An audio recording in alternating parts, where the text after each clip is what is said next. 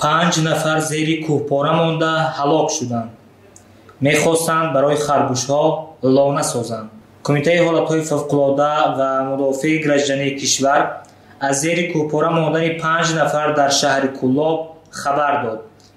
бино ба иттилои манба, ин фоҷиа дирӯз 24 июл дар деҳаи сангпари ҷамоати деҳоти зиракии шаҳри Кӯллоб рух додааст.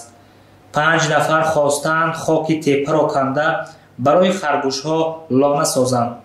ба ногаҳ кӯҳпора болои онҳо чаппа шуда, ҳамагӣ дар ҷои ҳодиса ба ҳалокат расиданд. сокинони маҳаллӣ дастаҷамъӣ 5 ҷасадро аз зери хок берун оварда ба беморхонаи ёрии таъҷилии шаҳри Кӯллоб интиқол доданд. танҳо яке марди болиғ будааст, ки 45 сол доштааст. боқӣ ноболиғоне буданд, ки 12, 10, 9 ва 6 сол доштаанд.